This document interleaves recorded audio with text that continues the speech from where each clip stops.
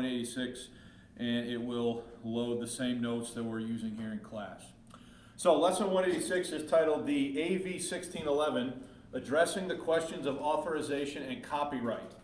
So we are now officially to a point where we're going to actually be talking about the 1611 volume itself, okay? The Bible that came off the press in the year 1611, which was the culmination of and the fruit of this process that we've been studying now over the last year and a half, as we've been looking at the creation of the King James Bible and trying to do it with a fair amount of detail.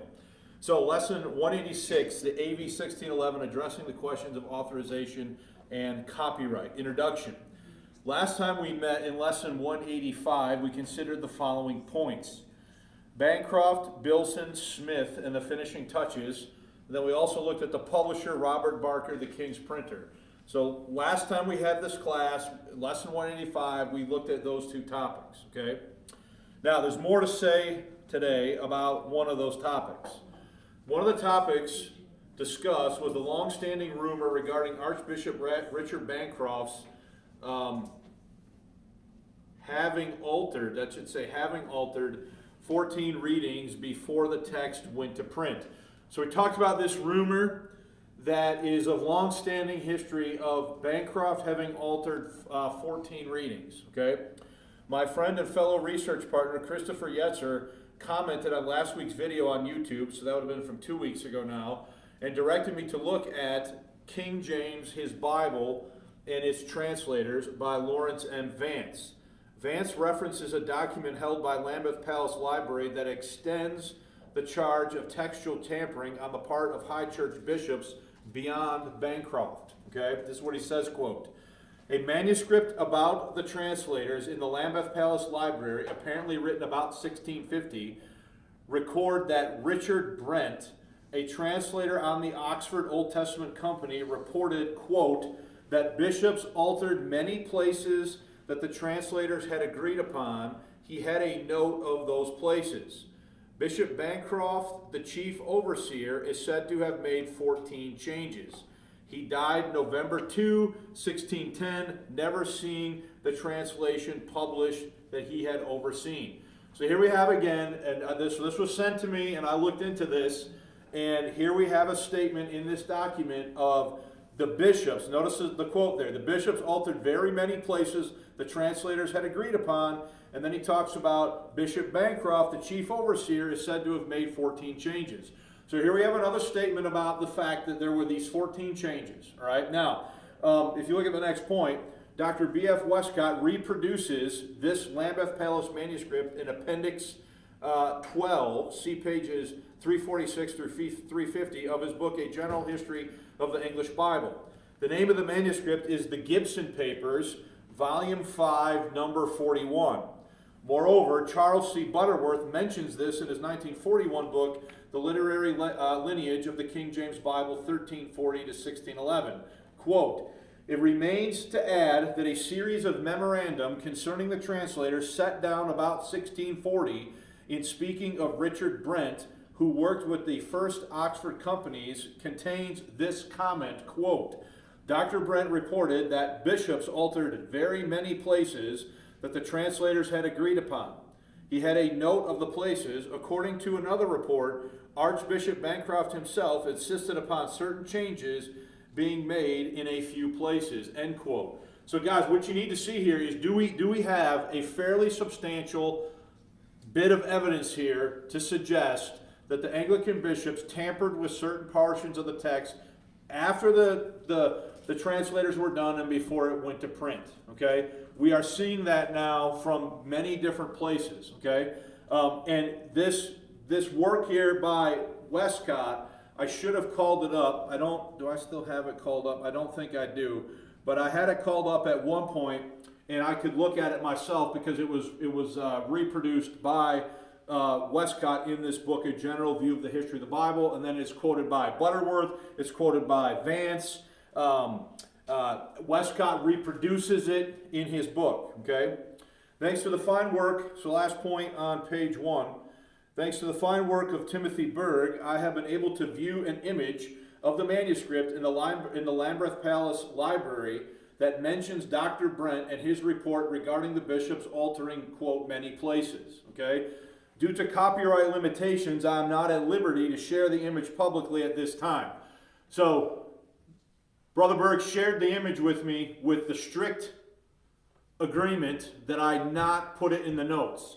And the reason for that is there's not public release permission and copyright to show that image publicly. I don't know how Brother Berg came by it.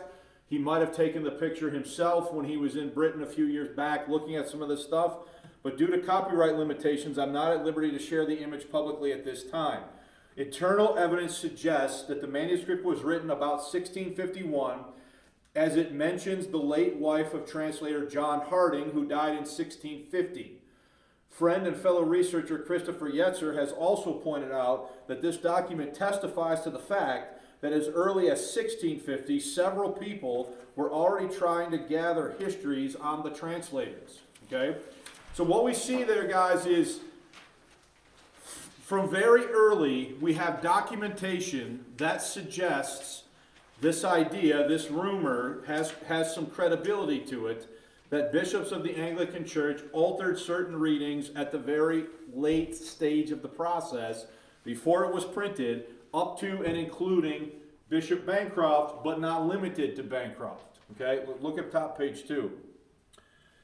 In a sermon dated April 3, 1648, Dr. Thomas Hill, master of Trinity College in Cambridge, delivered a sermon in which he mentions 14 changes that to the translation, that had been made by prelates of the Church of England. Okay, so this is a dated sermon. All right, so let me just show you this.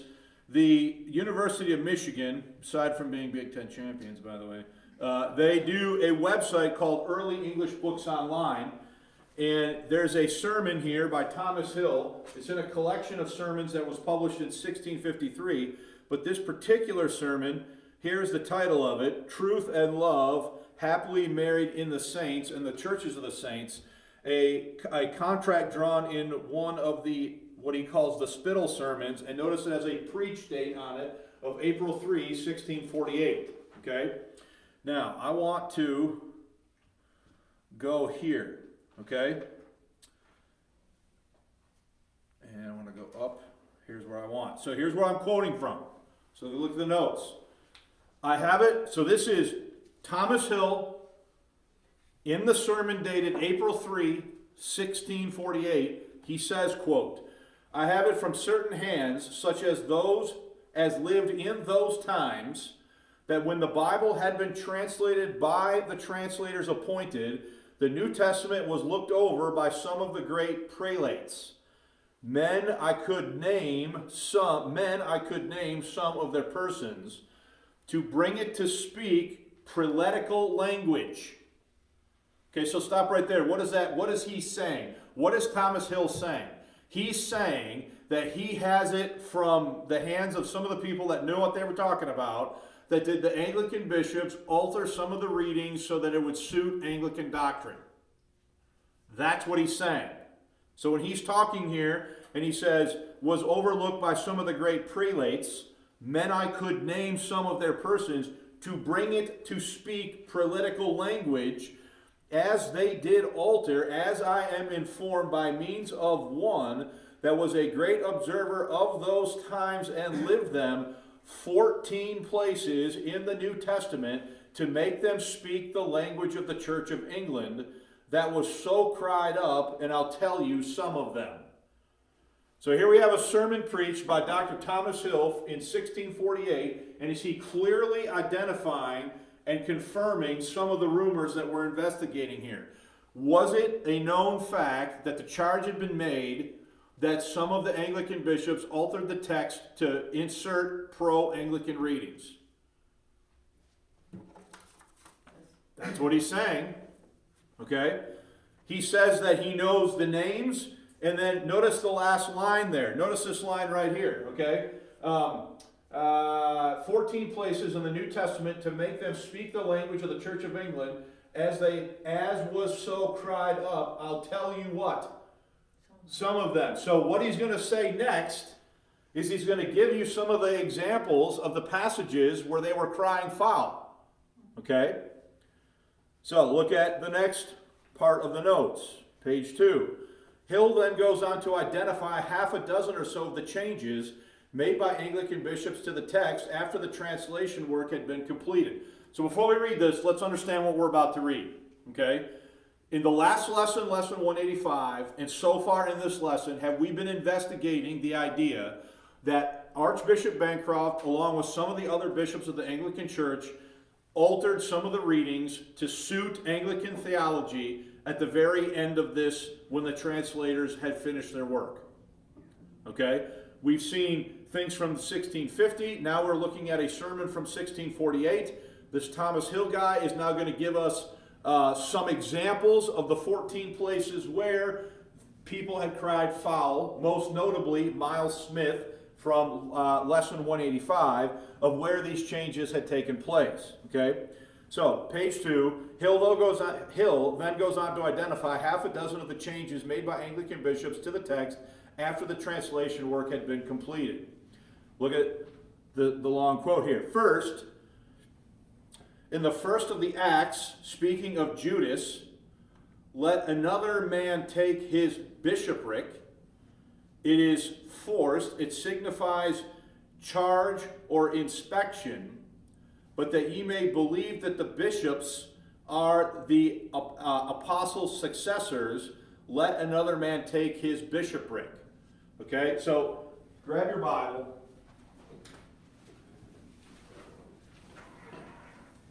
Go to Acts 1. And let's understand what Thomas Hill is saying. So he is saying that this passage is one of the 14 passages that were identified by people of the day as having been altered by Bancroft and or other bishops. Okay? Look at Acts 1. Look at verse 20. So the context is Judas has committed suicide. He's betrayed the Lord. He's killed himself, and they're discussing who the replacement is going to be. Look at verse 15. In those days, Peter stood up in the midst of the disciples and said, the number of the names together were about 120. Men and brethren, this scripture must needs have been fulfilled, which the Holy Ghost by the mouth of David spake before concerning Judas, which was guide to them that took Jesus. For he was numbered with us and obtained part of this ministry. Now this man purchased the field with the reward of iniquity, and falling headlong, he burst asunder in the midst, and his bowels gushed out. So that's talking about how Judas died. And it was known unto all the dwellers at Jerusalem, inasmuch as the field is called in the proper tongue, Akamala, which is to say the field of blood. Now look at verse 20. As it is written in the book of the Psalms, let his habitation be desolate, and let no man dwell therein. Here it is. And his bishopric let another take. So do you see the use of the word bishopric there? What is Hill saying? What is Hill saying in his sermon from 1648? He is saying that that verse right there is a place where the Anglican bishops altered the text by inserting the word bishopric in there to help them teach their idea of apostolic succession. Read the quote again. So I'm right here. So there's no confusion. First, in the first of the Acts, speaking of Judas, let another man take his bishopric. It is forced. It signifies change or inspection. So what Hill is saying is that to make it read bishopric is a forced reading. That's what he's saying. Now, we could agree or disagree with that. That's not the point right now. The point is, what is Hill saying about what happened? You guys following me? Okay. Notice again. It is forced. It signifies change or inspection, but that you may believe that the bishops are the apostles' successors. Let another man take his what? Bishopric. What is Hill saying? Hill is saying very clearly that the bishops altered that reading, inserted the word bishopric to help them substantiate their doctrine of apostolic succession. That's what he's saying. Okay? Now listen, this isn't me, Brian Ross, dreaming this up because I just want to create problems. Okay? This is a dude in a sermon from 1648 saying that he heard from people that said this is one of the 14 changes. You following that? Let's keep going. And again, in the second of Acts, it is not suffer my soul to lie in hell. This is clear. Former translations have it, not suffer my soul to lie in the grave. But it was learned Bilson's opinion. So that's Bilson. Bilson is mentioned by name. Remember what I taught you in lesson 185. Thomas Bilson, along with Miles Smith, were the two guys that saw the text through to the press. Here's Hill in a sermon from 1648 saying that Bilson messed with that verse. Okay, let's finish the quote, or the next paragraph of the quote. Again, in the second of Acts, it is not suffer my soul to lie in hell. This is clear. Former translations have it, not suffer my soul to lie in the grave. But it was learned Bilson's opinion and thrust into the 39 articles that Christ did locally descend into hell. And to make this translation agree with the articles, they must change grave into hell. So, again, understand what Hill is saying. The 39 articles are a draft of Anglican belief, almost like a doctrinal statement or a creedal statement. Okay? In the 39 articles, it talks about hell, not the grave. And what Hill is saying here in this sermon from 1648 is that Bilson changed it from grave to hell so that the reading would match what? Not the former translation, but the 39 articles of the Anglican Church. No, that's fine. But you understand what Hill's saying here. Okay? Next one, next paragraph. So we're on this paragraph now. Also, the 14th of the Acts, they ordained them elders. They loved to cry up consecration of churches and dedication and such kind of things, and episcopal ordination too. For these all advanced the power of the priests and the bishops, which brought in transubstantiation amongst papists, and therefore in the Geneva translation that was rendered chosen by suffrages by lifting up of hands. The word primarily imports that. So he's saying that he doesn't agree with the way it reads based upon the Geneva Bible, okay? It may be some of the fathers, it includes both, they will tell you, because afterwards, having chosen elders by suffrages or voices, they did ordain them. Now, I'll be honest with you, his reasoning on this one is a little bit weird to me. It's a little bit fuzzy. I don't claim to necessarily track with everything Hill is saying on this, other than it's clear is he making the accusation that it reads the way it does because the bishops wanted it to read that way. They felt it strengthened the Anglican position against the Puritans to have the text read in that fashion. And I believe, turn to Acts 14. Mike, have you found the verse they're talking about? No, I have not. 23. Acts 14:23 is the verse that Hill is talking about. Okay? It says, and when they had ordained them elders in every church and had prayed with fasting, they commanded them to the Lord whom they believed. Now, I don't have this in the notes, so I'm going to take a risk, and I want to check this verse using some tools. Okay, so what is the reference here? Acts what? 14:23. Acts 14:23. Search.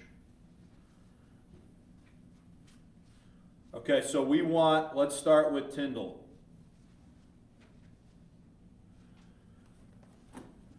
Tyndall said, and they had ordained them elders by election in every congregation after they had, not sure what that word, prayed and fasted. They commended them to God on whom they believed. Okay, let's go to the Geneva. And when they had ordained them elders by election in every church and prayed and fasted, they commended them to the Lord in whom they believed. Let's check the bishops. And when they had ordained them elders by election in every church and had prayed with fasting, I think this is the part that he's objecting to, the by election. Maybe not. So I looked at this before, and I will be honest, I wasn't quite following what point Hill was making here, other than he doesn't like the word ordain. Okay, so let's just go back and look at that. So if you look at Geneva, it says, they commended them to the Lord in whom they believed. If you look at the bishops, commended them to the Lord on whom they believed. So then that tells me that the part that he's objecting to is the use of the word what? Ordain. He views it as a word of too high church influence. Okay? Now, look at the next one. He says, next I come to 1 Corinthians 12:28. So let's turn to 1 Corinthians 12:28. Now you know, those of you that have been here, that I've talked about this one before. 1 Corinthians 12:28. And let me find it here.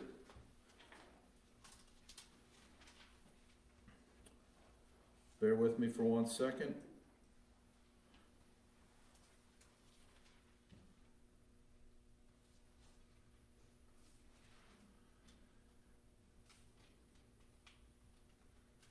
So here is the 1611. And we want right here, verse 28. Okay? So here's verse 28 in the 1611.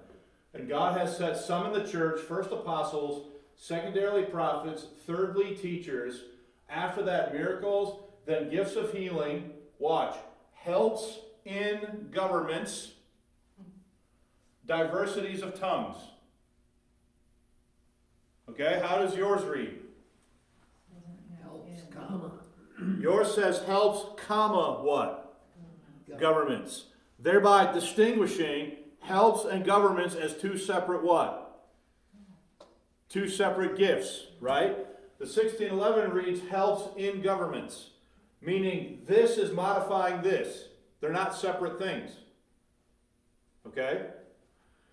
Now remember, we talked about this before in one of the lessons when we were looking at manuscript 98. So let's go back to Hill's sermon. He says, next I come to 1 Corinthians 12:28. An abominable violence offered to the original, God hath set in the church apostles, comma, teachers, comma, helps, comma, governments. And you shall find here a great imposture. It may be now altered, appearing so gross, but I have seen it and read in some translations, helps in government. So what is he saying? Is he saying that that verse right there is a verse that they altered to make it fit Anglican theology? Okay? Now we've already talked about this. So here's a guy in a sermon from 1648. Now by the time you get to 1648, it has already been fixed. This is wrong. It should not read helps in governments. It should read helps, comma, what? Governments. Okay? Let's go look at it. What's the reference on this one? 1 Corinthians 12:28.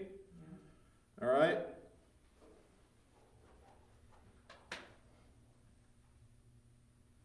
First Corinthians 12:28. Go to the Bishop's Bible. Remember that Bishop's Bible is the base text. What's it have? It says helps, comma, what? Helpers, comma, governments. Are they two separate things? Okay. We could go to the Geneva Bible. got the same thing. Helpers, comma, what? Governors. Diversities of tongues, right? So out of the blue, we all of a sudden have this reading here in the 1611 that says helps, comma, what? Helps in governments. Okay? What's this guy's name again? What Hill is saying is that verse was messed with by who? By Bancroft and the bishops, to make it read the way they wanted it to read to support their view of church governance. Okay? So let's read that paragraph again. Also, next I come to the 1st of Corinthians 12:28. An abominable violence offered to the original. God hath set in the church apostles, comma, teachers, comma, helps, comma, governments, comma. And ye shall find here in a great imposture it may be now altered, appearing so gross. So in other words, that was fixed. That reading in the 1611 was fixed in I want to say 1628. They changed it back to what it should say. It should say helps, comma, governments. Helps in governments is not what the original says.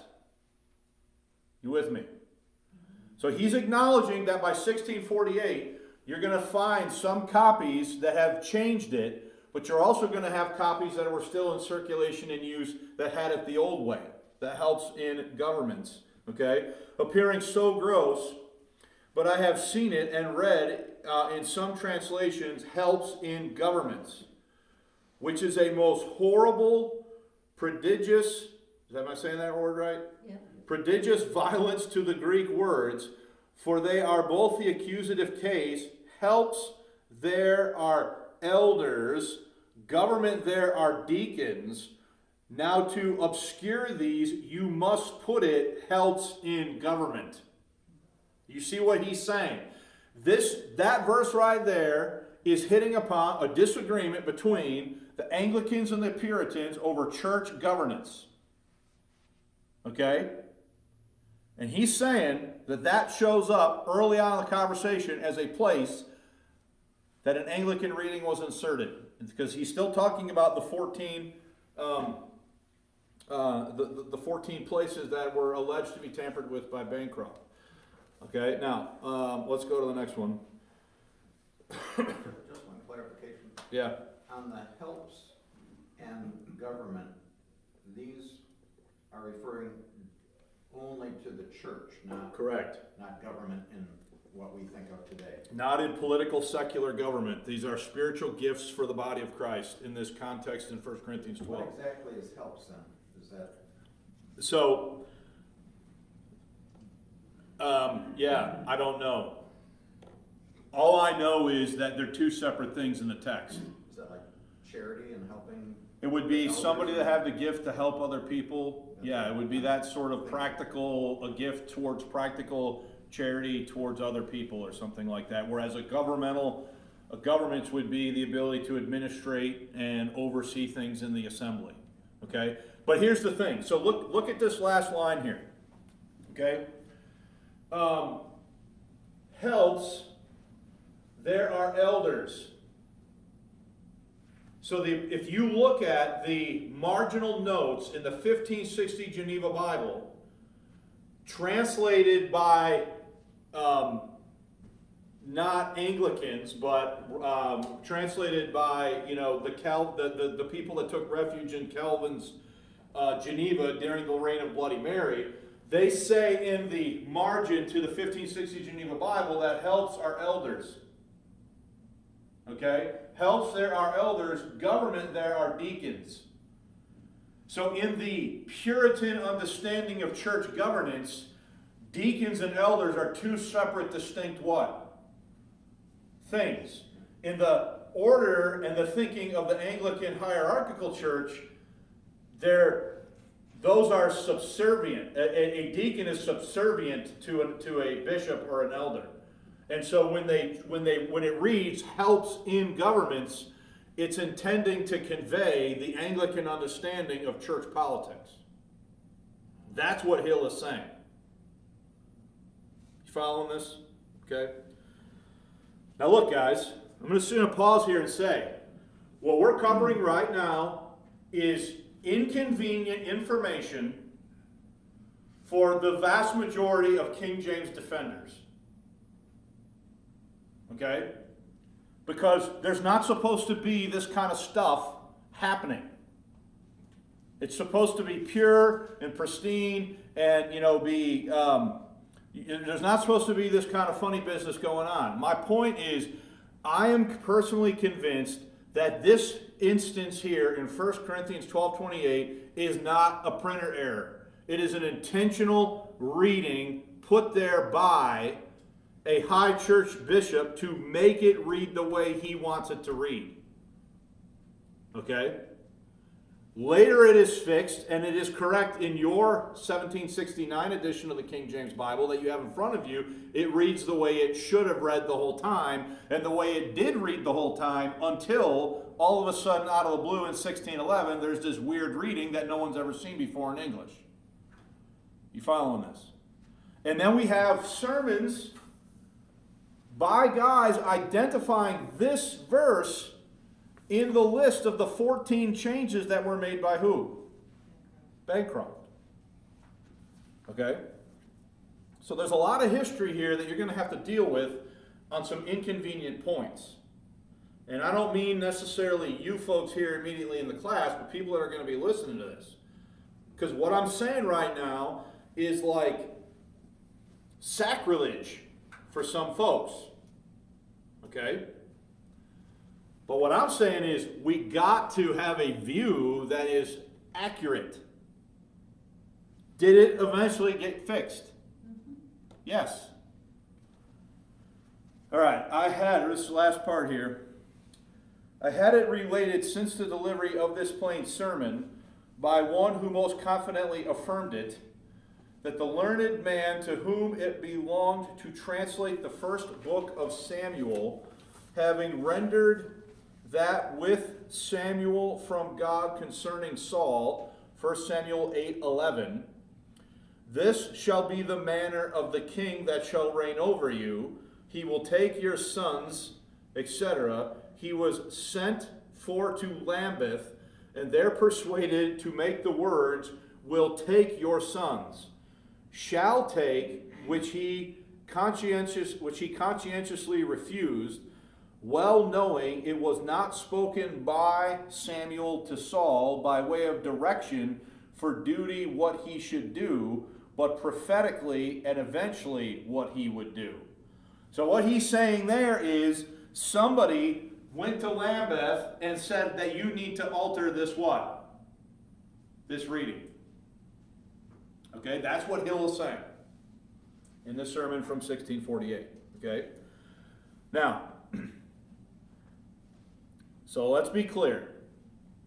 Do we have now a sermon from a guy from 1648 who identifies the rumor that 14 changes were made by Bancroft and other bishops, tells you, names Bilson by name in one of the examples, and gives you about half a dozen examples of the 14 places?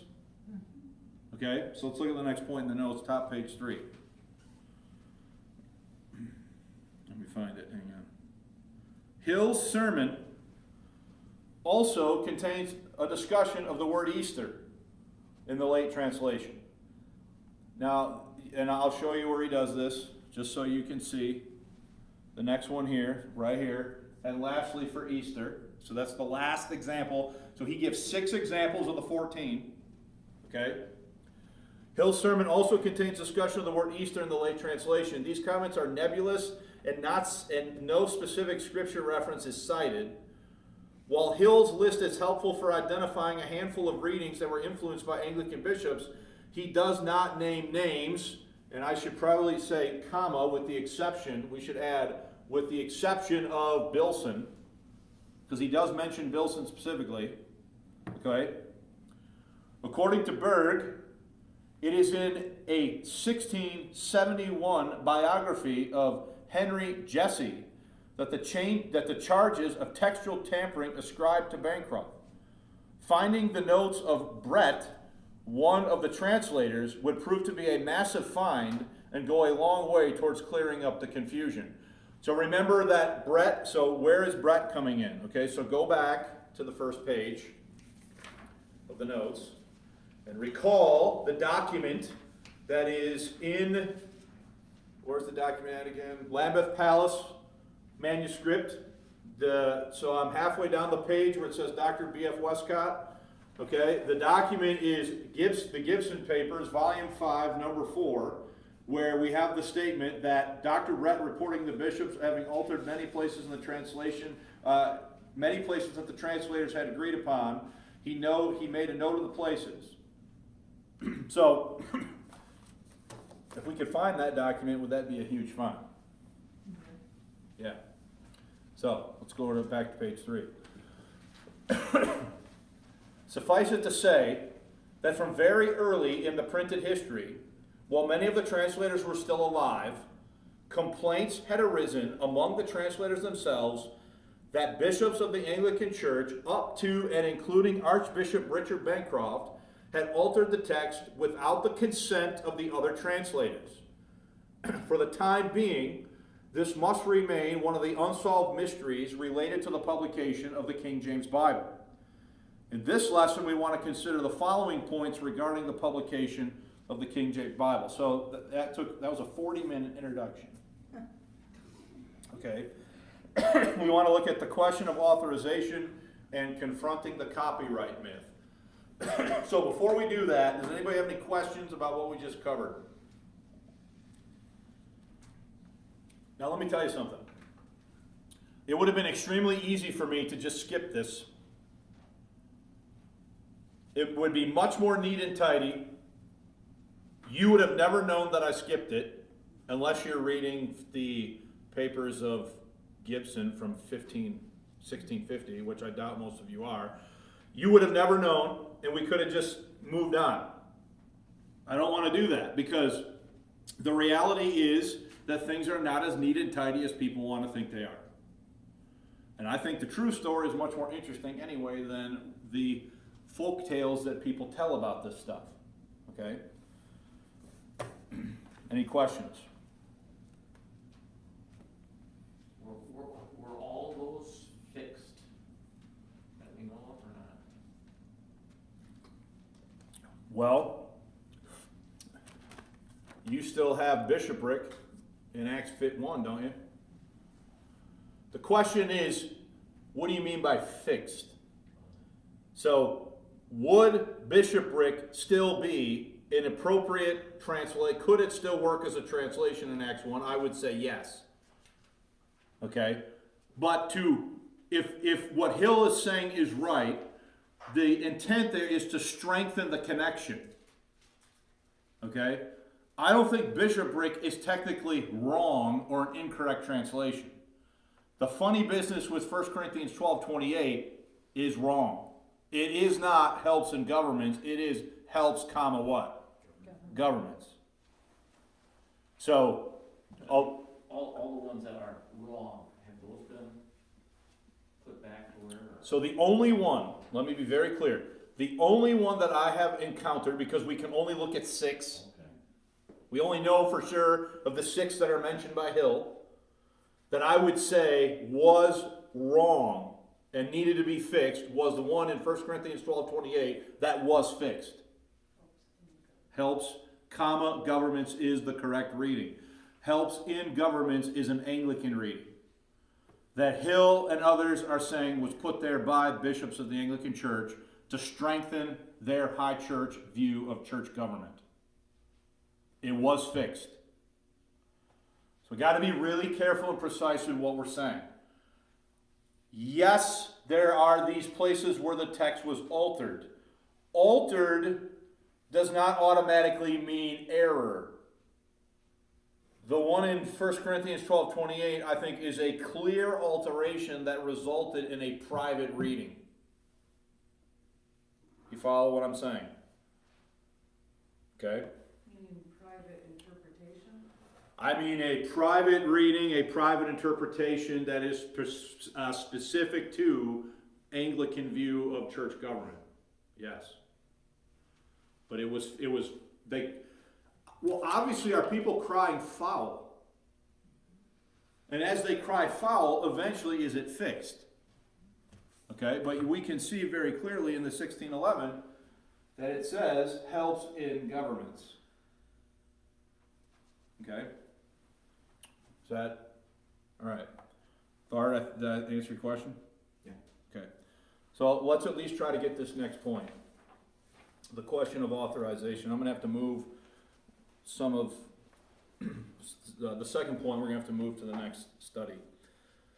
The question of authorization. Okay. In addition to not knowing when it was first published, so remember we talked about that in lesson 185. We don't know for sure when it first was printed. In addition to not knowing when it was first published, the King James appears to have never been officially, quote, authorized, despite being commonly known, or known commonly as the authorized version. Dr. Norton states the following regarding this question, quote, though commonly known as the authorized version, it appears not to have been officially authorized. A royal proclamation from 1541 had ordered a Bible of the largest and greatest volume to be had in every church. First, the Great Bible, then the bishops had supplied this need. The first edition of the King James Bible was also a Bible of the largest and greatest volume, and so replenished the supply of church Bibles. The finely engraved title page by Cornelius Bull reads, the Holy Bible containing the Old Testament and New Testament translated out of the original tongues with the former translations diligently compared and revised by His Majesty's special commandment appointed to be read in the churches, imprinted at London by Robert Barker. Printed to the King's most excellent Majesty, Anno Domini 1611. The use of appointed and the absence of authorized are striking. The more striking is that the Bishop's Bible after 1585 had been authorized and appointed to be read in the churches.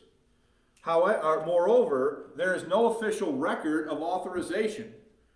For these reasons, I prefer to call this Bible the King James Bible. So that is Norton's opinion, okay? When after 1611, church officials, in keeping with the 1541 injunctions, needed a new church Bible, they generally specified either a Bible of the latest edition or of the last translation, or they used the injunctions phrase, a Bible of the largest volume. This description, or perhaps nickname, authorized, crept in. In 1619, Archbishop Abbott, who had been one of the translators, describes the King James Bible as, quote, the Bible of the new translation, lately set forth by His Majesty's authority. And in 1620, Ambrose Usher describes it as the authorized Bible. And then on the next page, you can see the title page. So this is an imprint of the title page from a 1611. And again, you will notice it does not say on it anywhere authorized. All right? Go to page 6.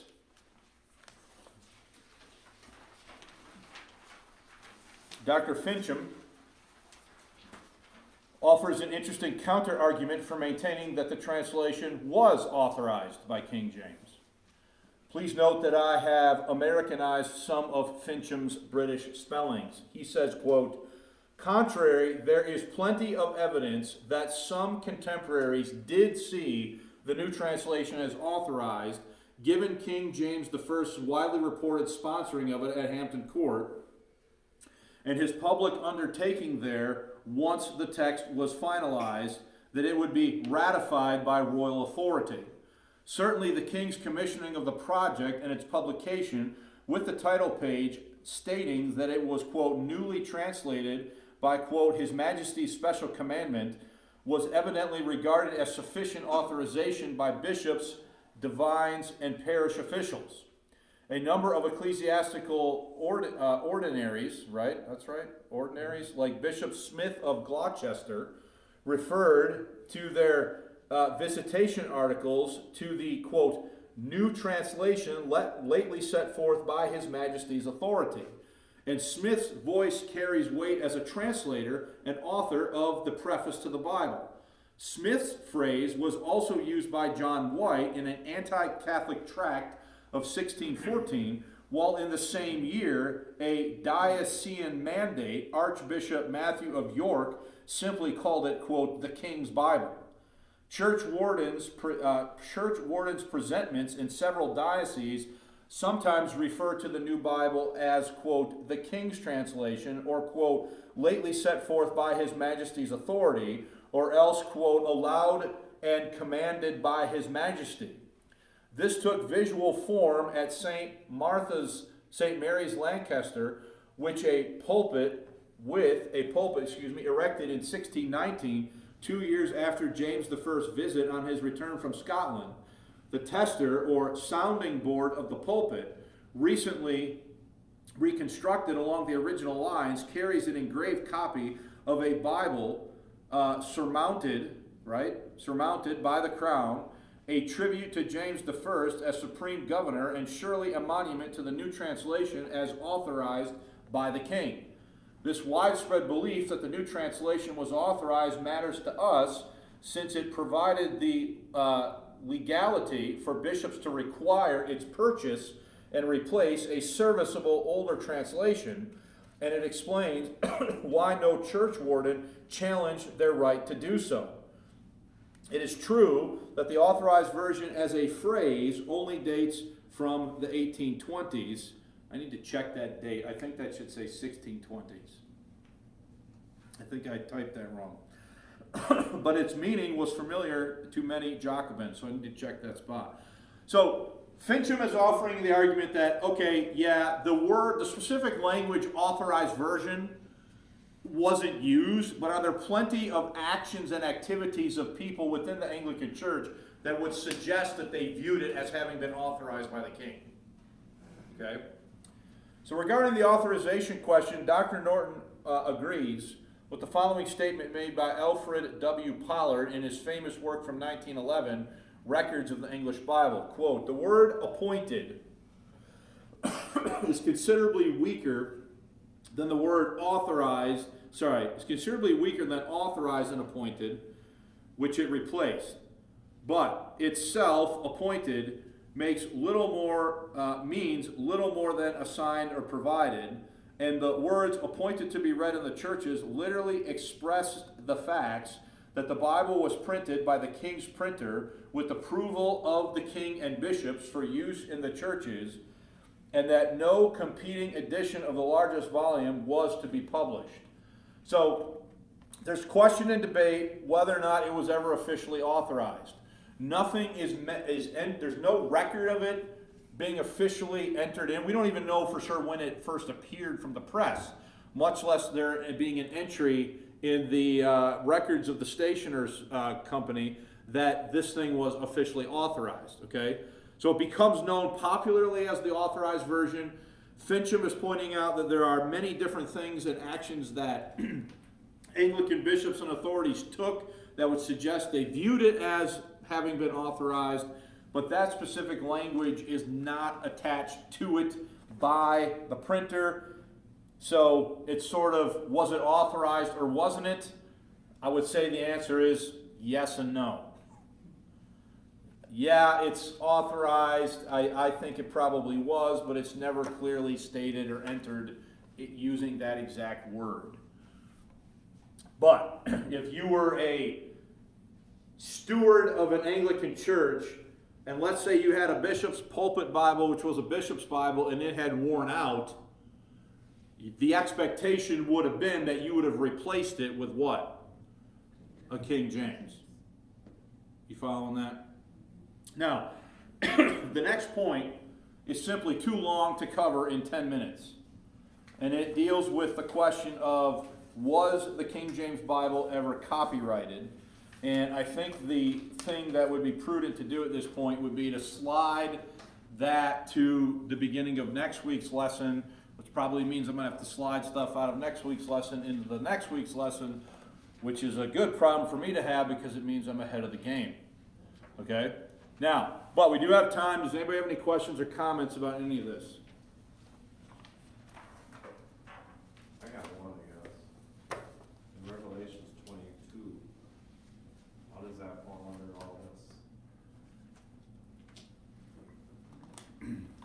19. About adding and subtracting? Yep. It's a great question. Again, I used the phrase inconvenient truth. Many King James advocates and defenders of the traditional text will use this verse as a way to sort of disparage modern versions and the whole-scale changes that they're making. But yet, when we look at a 1611, did the bishops of the Anglican Church clearly mess with the reading? Yes, they They did. They did. The evidence suggests that this is not a printer error. And remember what we said when we looked at the notes of Boyce. Boyce has a comment in his notes on verse 29. And in his comment on the notes on verse 29, he mentions the previous verse and the Greek word that's translated helps. So what does that tell you? That tells me, did that verse come up in discussion at the general meeting late in the game, and did they specifically talk about this verse in that spot?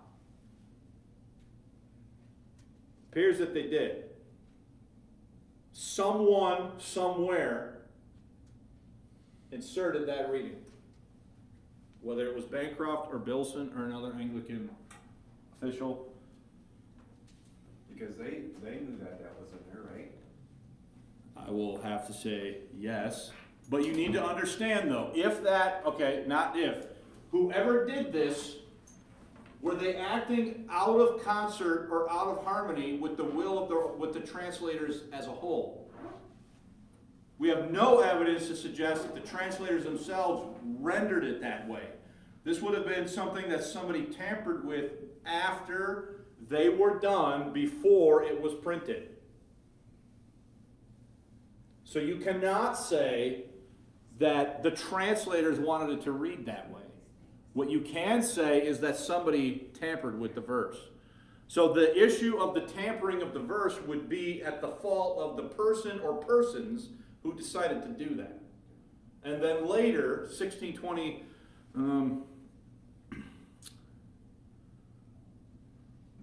now you guys will see like what a real dork I am, because I have a 1628. See if I can find it in a relatively quick amount of time.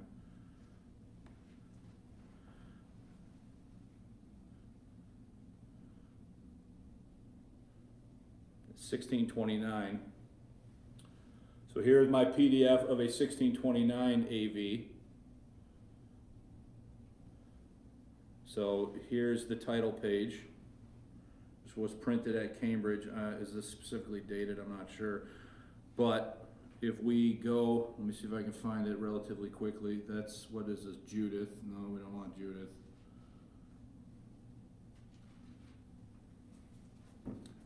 Amy, were you going to ask or state something while I wait for this to generate? Yes. Looked like you were. What's up? Helps in government. Could these Anglican bishops be thinking, it sounds like they had church authority, like over their congregations or whatever. They had a role of leadership or whatever. Could this helps in government be, say, people that help those who are leading? It's more intentional than that. It is a specific statement to undermine the division between elders and deacons. Okay. That they viewed those as subservient to the other. Okay. The Puritans viewed those as unique and distinct giftings that were of equal standing. You see what I'm saying? The Anglicans thought that the bishops, the elders, were superior to, and the deacons were subservient to them. What the Puritans believed is, no, they are distinct, yes, but equal giftings. So to say it helps in governments is to imply that the one is subservient to the other. which is exactly the way the Anglicans thought of it. Okay? So here's 1629. Here's 1 Corinthians 12:28. Notice, thirdly, teachers, after that miracles, and then gifts of healing, helps, comma, what? So by 1629 had this been fixed. So in Hill's sermon from 1648, when he's talking about 1 Corinthians 12:28 and he talks about how it's been changed, this is exactly what he's talking about, because in 1629 was the reading fixed. Yep. There it is right there. And that, is that the same as you have it in your Bible in front of you? Yep. Okay? So, any other questions or comments? Yeah. So, I was looking up some verses, and I wondered, do these Anglican bishops, were they familiar with Jesus' words in Matthew 20:25 to 28?